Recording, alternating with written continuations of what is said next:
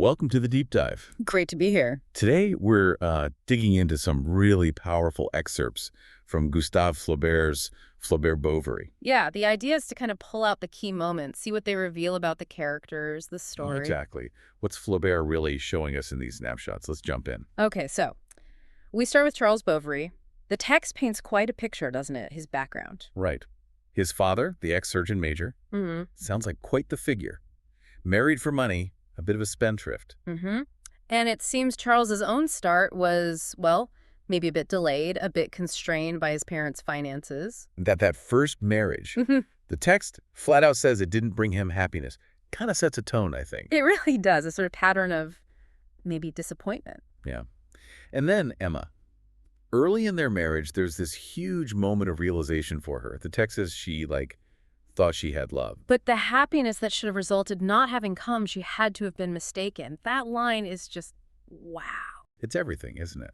That's what kicks off her whole search for the felicity, passion, and intoxication she'd read about. She's chasing the feeling from the books. That gap between the ideal and the reality is central. Totally. And she gets a tiny taste of that ideal world at the Vaubyessard ball. Oh, the ball, yes. Her initiation into, what's the phrase? The ardors of volupté. Sounds very intense. Luxury, pleasure, waltzing, seeing the Duke. It felt like a new life to her. A glimpse of everything she thinks she's missing. It must have just fueled that longing even more. You'd think so. Yeah. Then they move to Yonville and enter Léon Dupuis, the notary's clerk. Right. And their connection seems pretty instant, based on shared sensibilities, talking for hours. Yeah, the text mentions he'd never talked to a lady for 2 hours straight. That's quite something. But, well, even that connection, it doesn't seem to be it for Emma. Eventually, she feels he's distant. It wasn't the fire she wanted. Not the grand passion, which I guess opens the door for Rodolphe Boulanger. Ah, Rodolphe. Characterized pretty starkly, isn't he? Brutal temperament, successful with women through easy conquest. He sounds like trouble. Yeah. And his decision to pursue Emma is described so coldly. Yeah, the text just says he decided to make her his mistress, noting it was easy, it only took 3 occasions. So blunt, so cynical.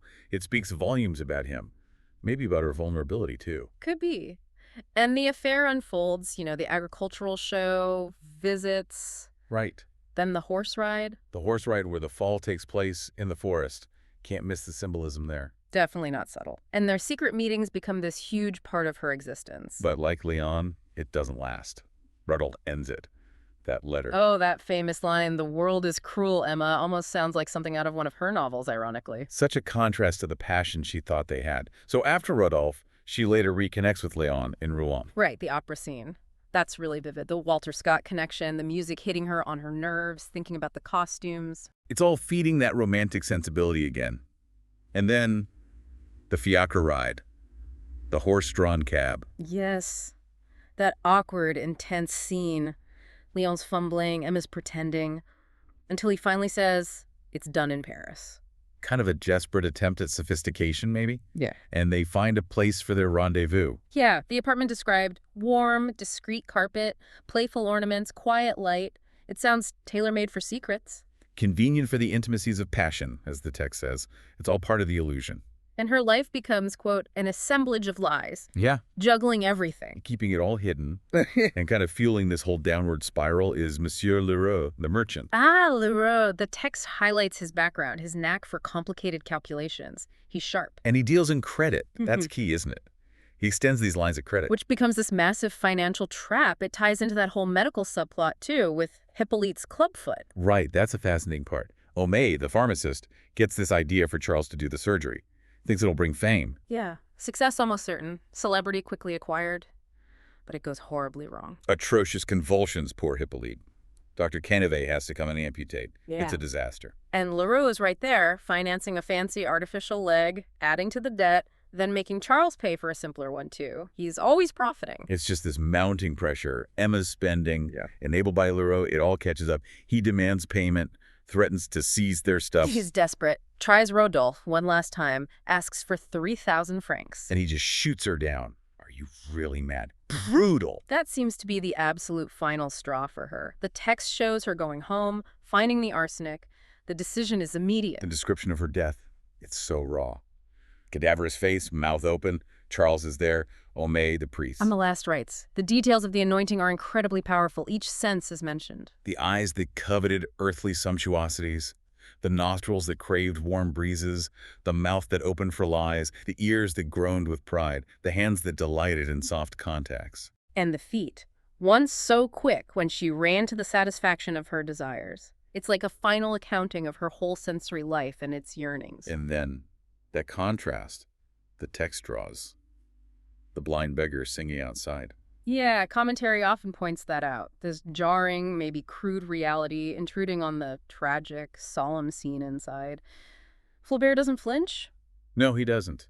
The aftermath is just as stark.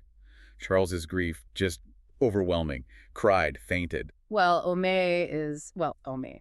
Respectful, but also taking notes, always thinking of his own advancement. And the text mentions he keeps climbing, right? Right. Aiming for the cross of honor, even trying to get rid of the blind beggar he couldn't cure. His ambition never stops. Meanwhile, Charles is ruined financially. The source implies he dies not long after, just sort of fades away after selling everything. Just left taking care of birth, finding little comforts in Emma's things. It's heartbreaking. Looking at these excerpts really gives you this intense, unvarnished view of desire, disillusionment, the consequences. Yeah, that gap between the dream and the often harsh reality. Yeah. It definitely makes you think about chasing ideals and where that can lead. Absolutely. It's powerful stuff.